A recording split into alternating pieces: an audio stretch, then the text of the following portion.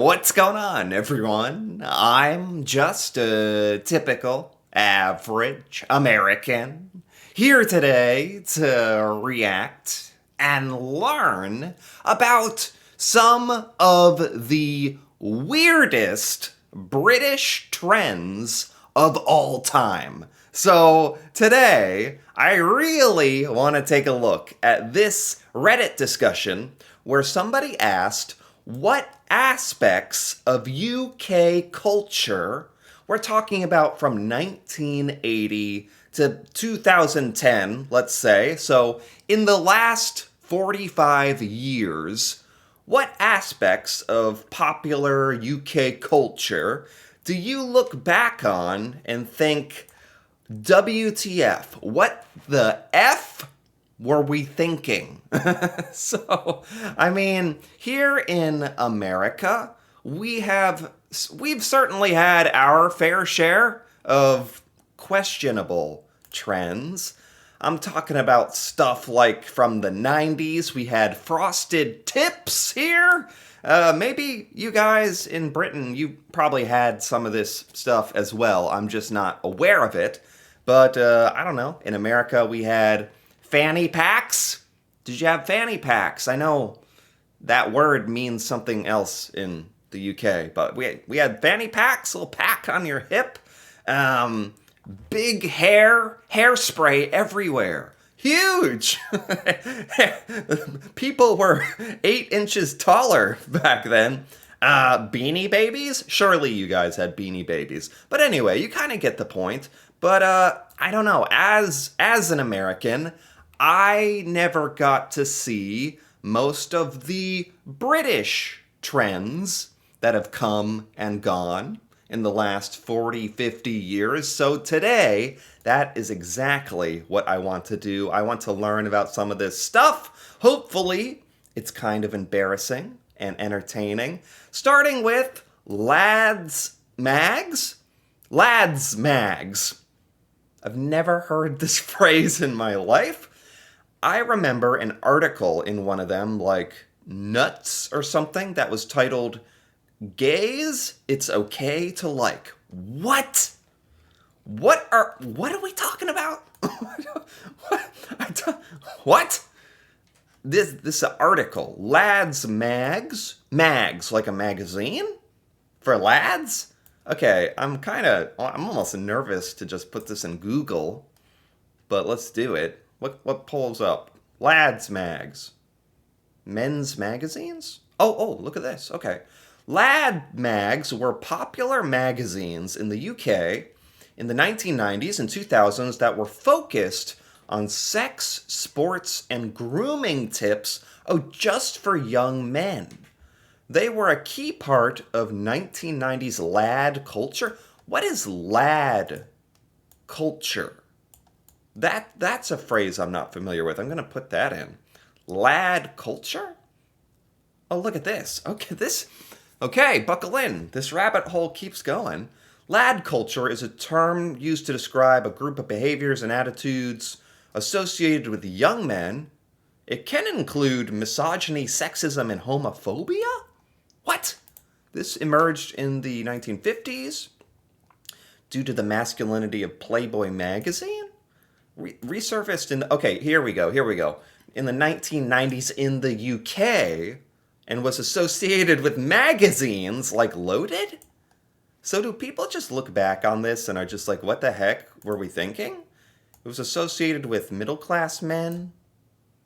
It can be associated with heavy drinking, sports, and banter. Oh, wonderful. No, this doesn't sound like a good thing, just at face value. Lad mags often featured scantily dressed women. What? What? Who would buy these things? What? Who? Where are these magazines? Just so I can stay as far away as possible. So I can stay as far from these scantily dressed women magazines as possible. Where are they exactly? So I know to keep away.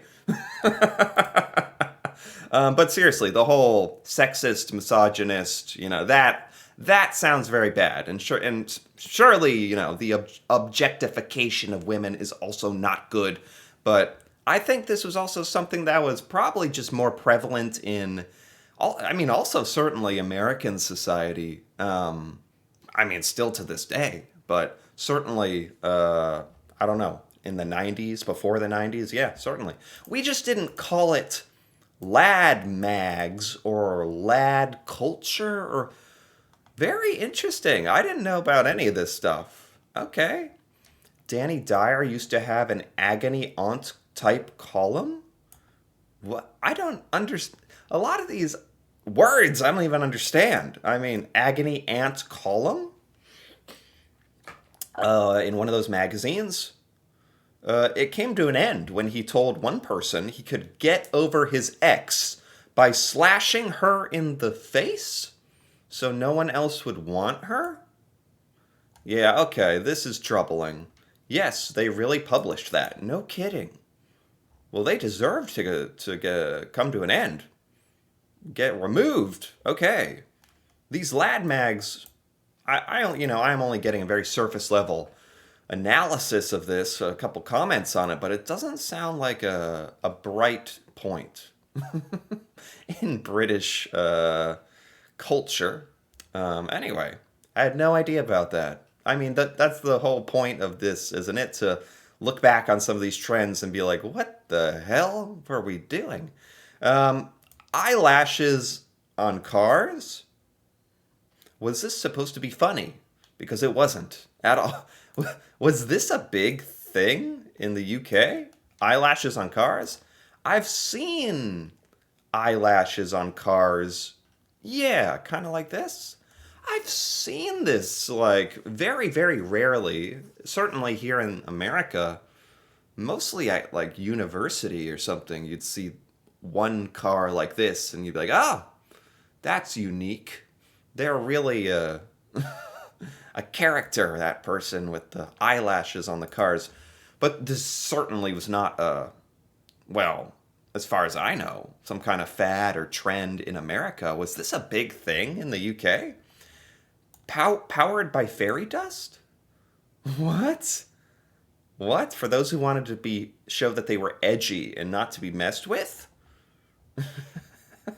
You put eyelashes on your car to be edgy. Wow. I didn't know about any of that. This is kind of fun. This is very entertaining. Teenage mags for girls. So in the UK, you call magazines mags. We don't call them that here in America. That threw me off a little bit. So you call them mags, and this is like the lad mags, but they're for girls, aimed at 12 to 16-year-olds, and had sex positions for the 12 and 16-year-olds. What are we doing? Sex positions of the week. Look at Britney Spears. She's put on a pound of weight. How to drop a stone in a week. 10 ways to get your ex back. Hot or not. I could go on. Yeah, this is definitely a thing in the United States. I don't keep up with this. I don't know if this is still a thing. I just remember at the grocery store, there were certainly, like, I forget what the name of them were called, but there were magazines for girls, teenage girls, that, I don't know, probably weren't good. I referenced some of these to some teenagers the other day I know you're all reading Cosmo Sugar anyway. Oh, Cosmo. That sounds familiar. Cosmo for young girls.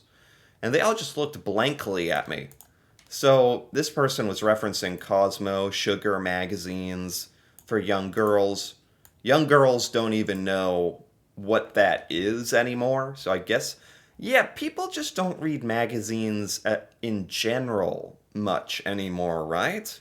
Like, this was really back before the internet was a thing.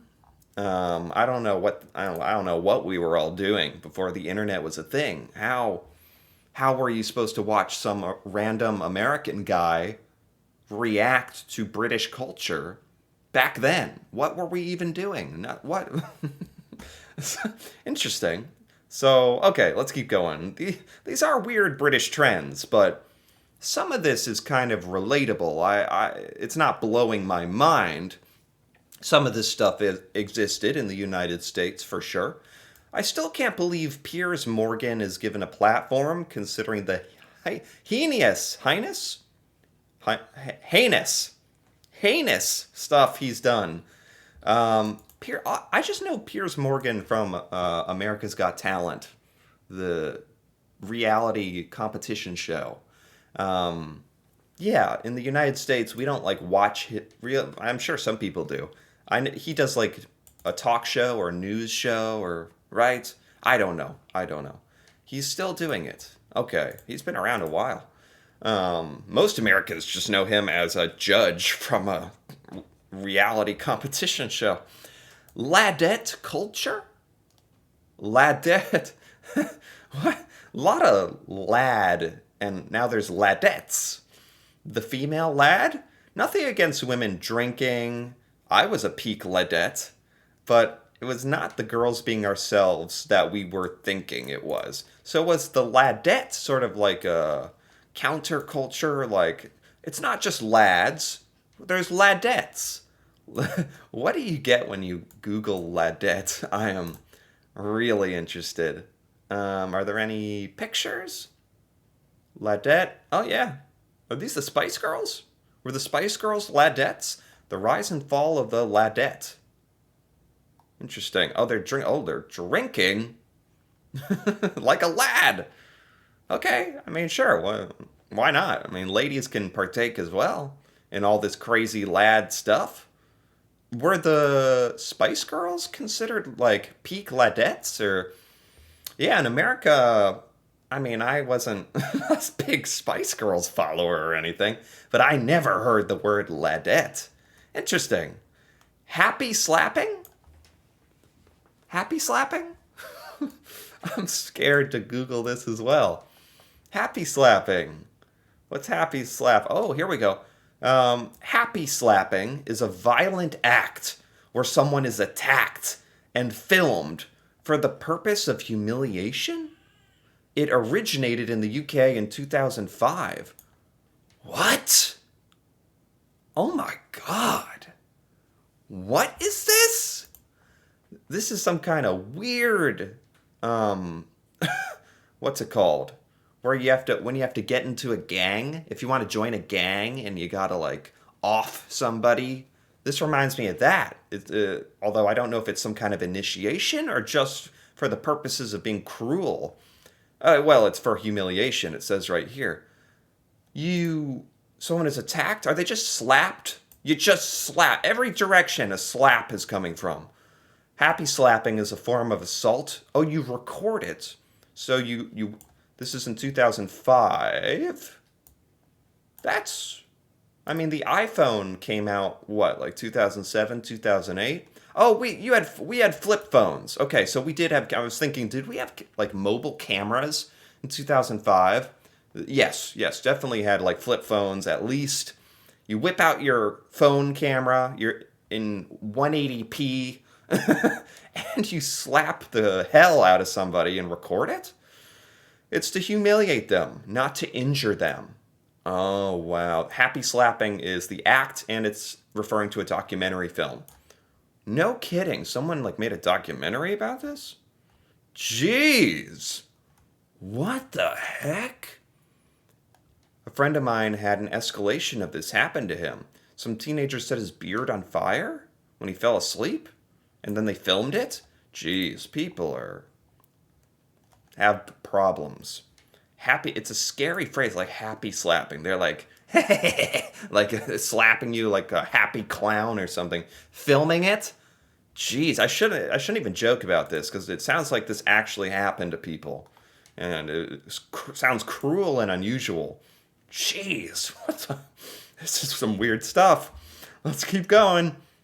Remember before mobile phones, people used to just pop around to their friend's house unannounced. Knock on the door. Expect a cuppa. Like, this is so British. Like tea, and for kids to come out and play. Mad. Yes. Yes, I remember these crazy times as a kid, back in the good old days. No, I mean There's something to be said about it, I guess, existing where there was no social media or really internet. I mean, I don't know. I don't know when YouTube finally started. At least when I was like 12 or something around there. So I didn't go my whole life without internet, but a lot of my childhood, I can relate to this. Just showing up to your friend's house unannounced. Really, you used to have to call, and then their parents would pick up. You'd get very nervous, be like, "Can Johnny come out to play, please?" It was a whole thing, very traumatic. But yeah, it feels like nowadays people don't like to be bothered so much.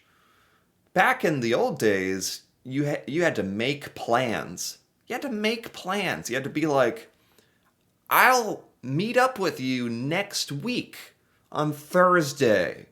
Let's be at the coffee shop at 2 p.m. And then you just had to both do that. And sure, you could call each other on a landline, but not like text and put it in your Google Calendar. And anyway, I am cycling around the neighborhood looking for piles of bikes because that's where your mates were. Yeah, good times.